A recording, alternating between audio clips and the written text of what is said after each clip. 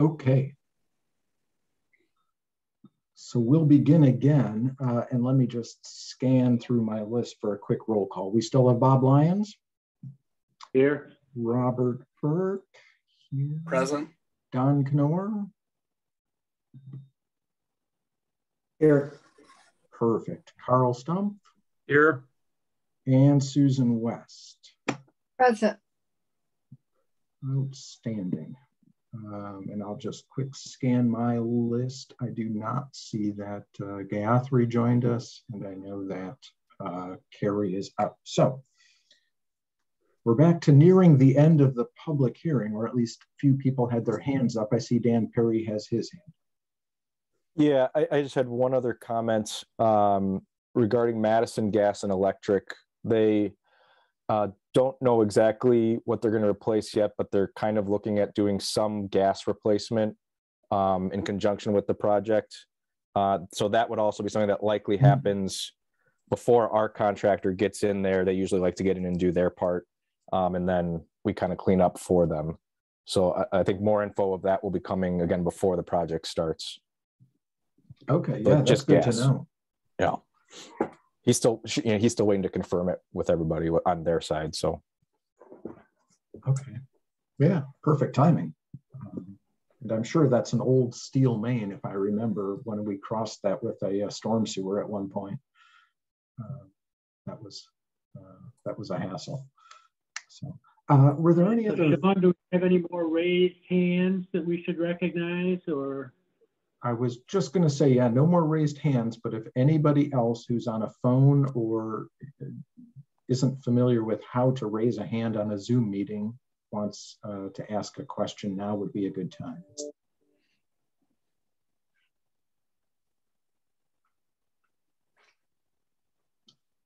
Well, hearing none, then I think we can close the public hearing. But before we do that, I did want to thank Dan Perry for his presentation this evening, and thank those who came to make presentations to the committee, and particularly thank Jenny Corwin for all of the input she has provided us along the way here. I concur, Jenny, that things have gone very smoothly so far, and we hope they continue through the rest of this rather complicated project. So with that, I'm going to declare the public hearing closed. All right, so that brings up on our agenda. Oh, and I'm sorry, I know that Ginny mentioned prior to the meeting that following the public hearing, she wanted to say something prior to the next agenda item. Oh, good. Okay. Thank you, but I already did that. All right, okay. Well, then that brings us up to the award of bid. And you all have Dan's memo that lays out a couple of options. Bid opening didn't go as favorable as maybe we were hoping, but it is what it is. They especially the two low bids were very, very close to each other. So it wasn't a misunderstanding in the project scope. I think pricing has just changed, and we're going to catch up with that a little bit. But I know that Dan and Sean went through a fair amount of effort coming up with some options to investigate. Dan put some numbers to them. As staff, we came to a consensus recommendation, I think, to go ahead with the project as envisioned, as already designed, which requires us then to identify additional funding. That'll be, if the committee concurs, that would be considered by the Finance Committee and Common Council in terms of budget amendments.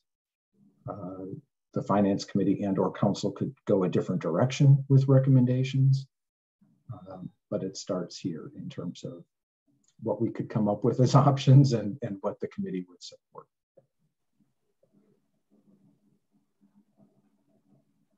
Sean, this. Oh, I got some strange message on my computer again here. I think that's actually, let me stop. I think that's my message that says I have more new software, which will cause my system to reboot in 20 minutes. So we have 19 minutes to finish this meeting. Right. Yeah, and prior to that, I would maybe want to make somebody co-host. Yeah. Okay, so sorry about that, Bob. Don't choose me as the co-host.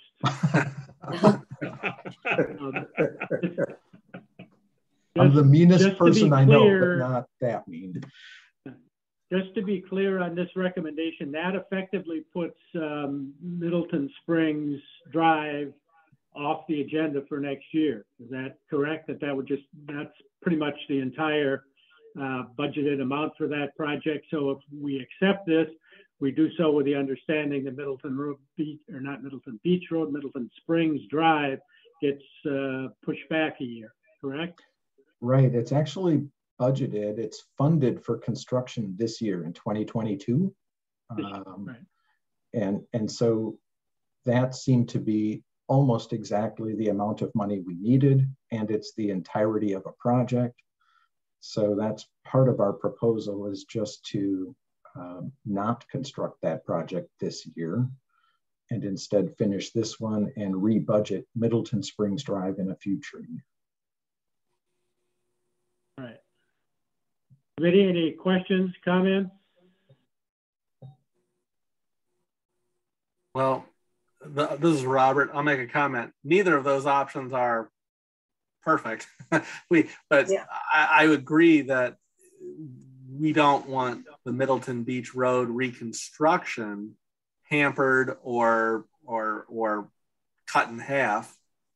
So I would make a motion to recommend to the Finance Committee and Common Council award of construction contract to Speedway Sand and Gravel in an amount not to exceed $2,752,110 and some change. Robert, I will second that with a slight addition that we suggest that Middleton Springs be delayed a year. I accept that as a friendly amendment to my motion. Now, when you say $2.75 million, Robert, are you including both of these bullets that are inherent in the staff recommendation, which is effectively, we need more money both in the capital budget and in the water utility budget? You are correct that my motion should have explicitly stated including the 2 bullet points as display or as recommended by engineering and public works. And then you just want a clarification, Susan, that effectively means Middleton Springs Drive is deferred a year? Yes, or that we're suggesting that it be deferred. Well, if you accept this, if we pass this motion, there is no choice but that it will be deferred.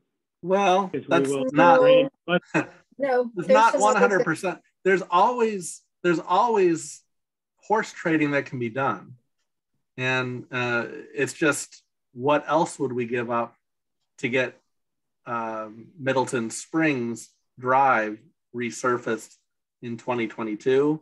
Something's going to need to be cut, because we can't have money to pay for everything at once. But so I agree with Susan. Our recommendation that where these funds come from is by pushing the Middleton Springs Drive resurfacing back a year, but the Finance Committee may have other options they would like to consider. Sure. Yep. Okay. So I think that's a good clarification. All right. So we have a motion and we have a second. Is there further discussion with respect to this motion?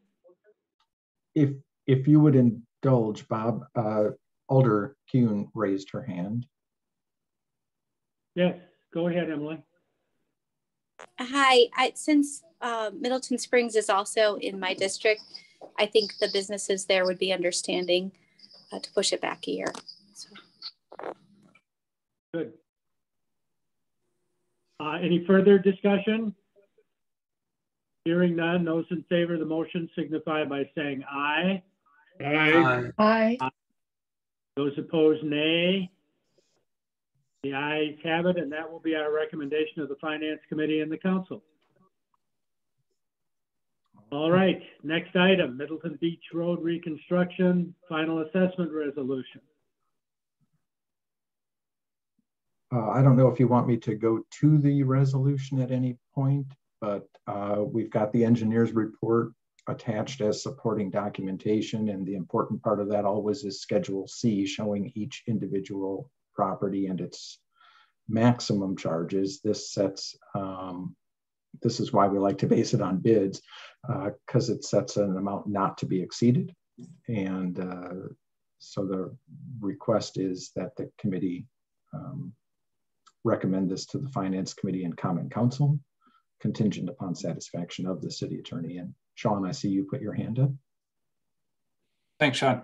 I guess since all the members are here, I would ask the question, if Middleton Springs Drive is taken off for this year, would your intent to be to want it to be in 2023, or when we rework the 5-year plan to just fit it in there someplace?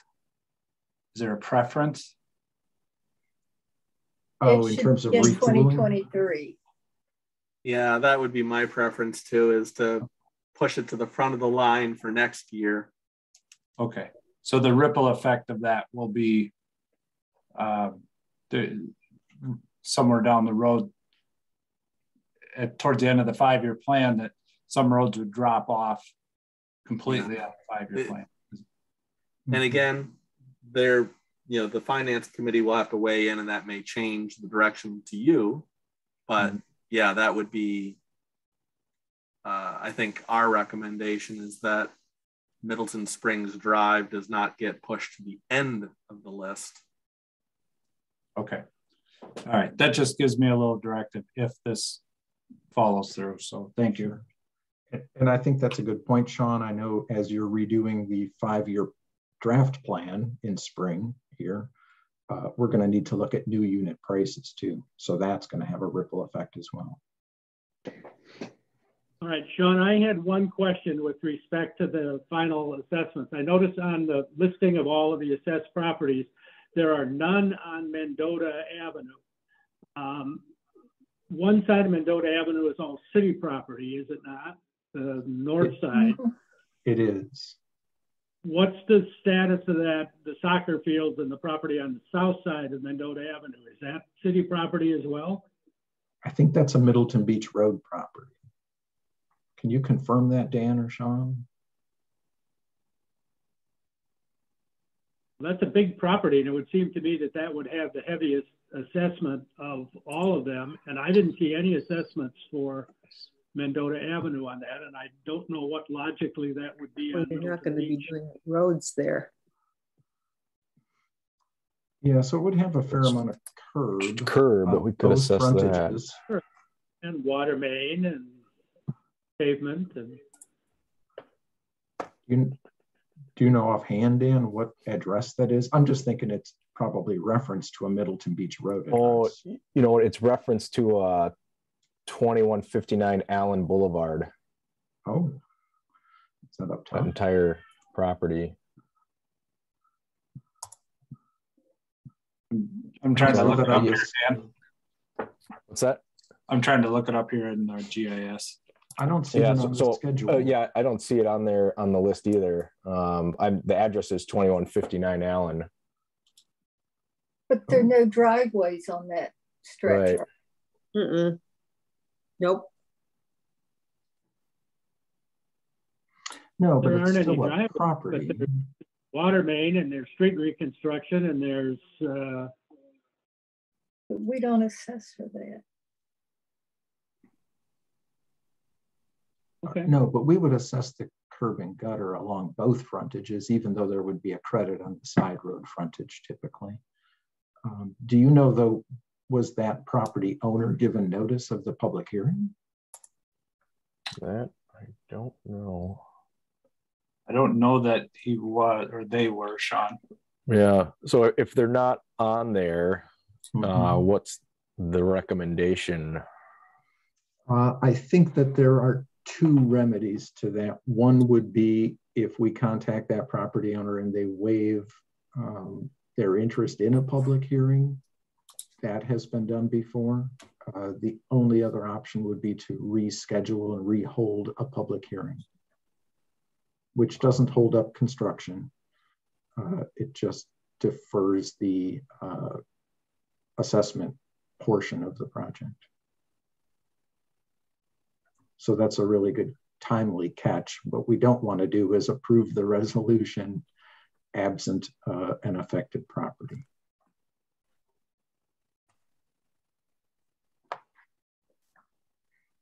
Right. Emily Kuhn has her hand up. Hi. Now I'm not for sure, but I believe that that property is owned by somebody on MBR, but the assessment listing would not have included what that would be. So perhaps they would have read it as being just their own property, if that makes sense. Mm-hmm. But the notification of the updates would have gone to that person, if I'm correct. Well, they might have been notified that there is a public hearing, but if it's not in the schedule, they, like you say, they may have decided that they have no interest. And when we add it to the schedule, they may have an interest, and that's not fair. And, right, that's a good point. So they then would have the opportunity either to waive the interest in appearing at a public hearing, in which case we can add it to the schedule with their permission, or redo the public hearing. Thank you. Would you have to redo the entire public hearing or just have a hearing on that one piece of property? Huh. I don't know the answer to that. I don't know that. So we'll have to find out though. All right, Denny, did you have your hand up again, or is it down now?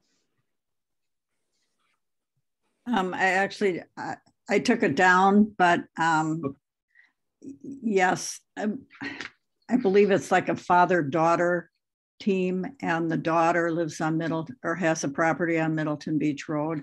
I honestly don't know whose name the soccer fields are in, but the family is aware of what's going on here.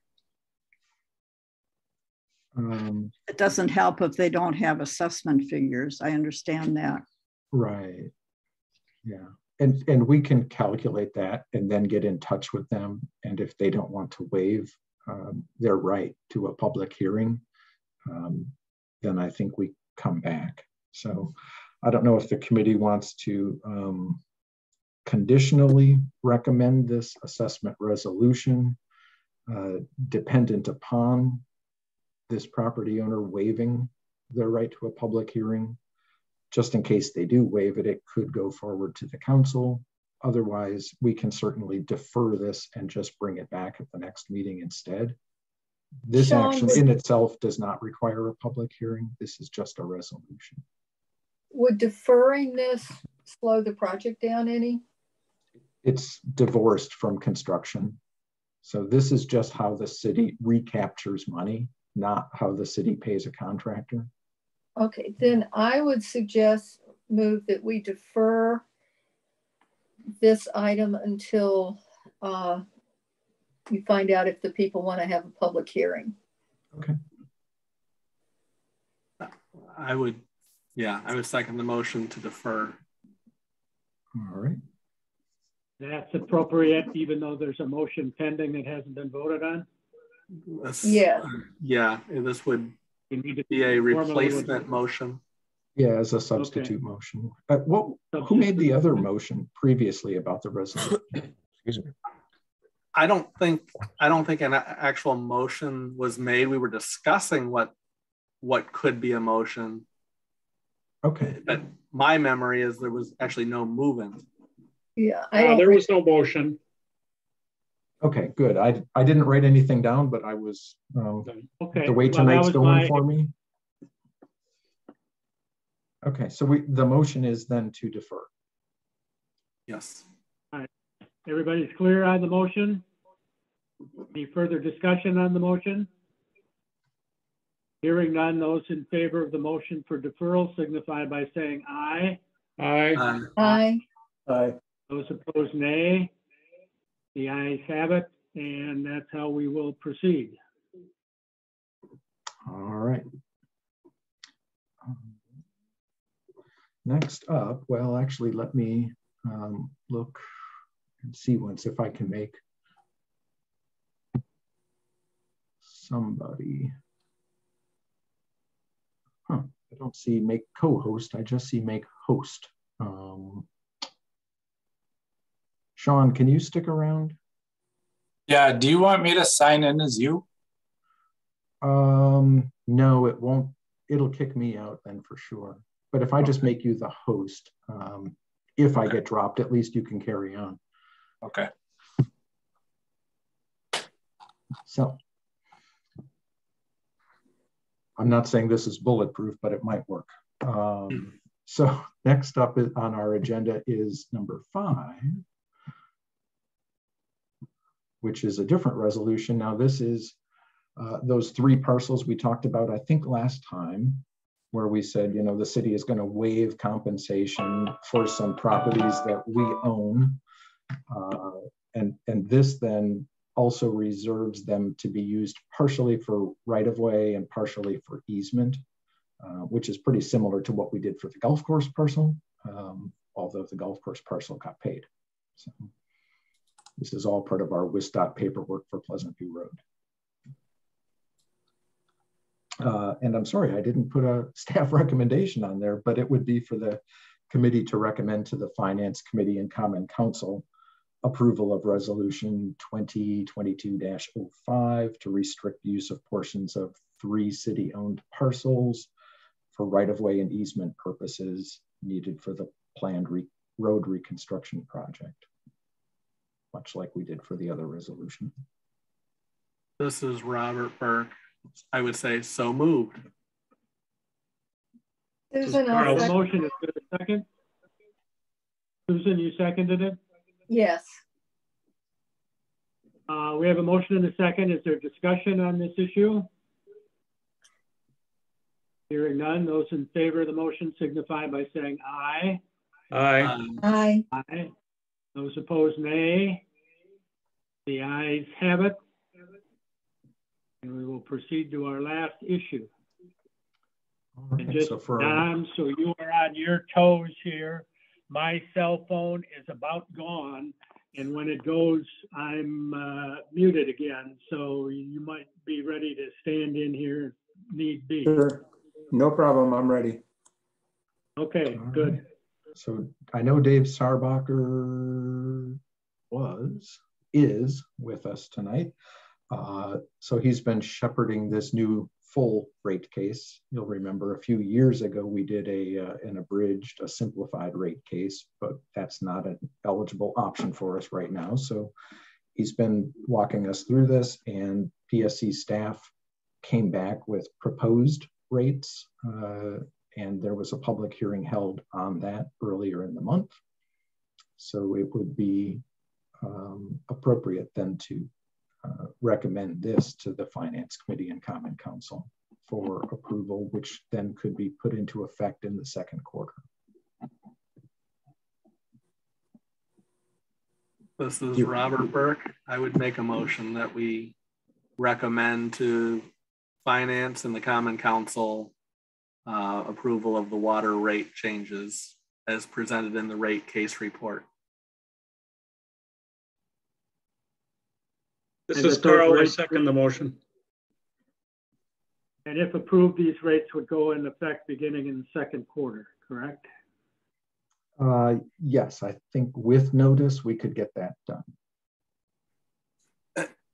And the only question I have for Dave is there anything that you want to raise as an area of concern, or are you happy with our motion to move this forward?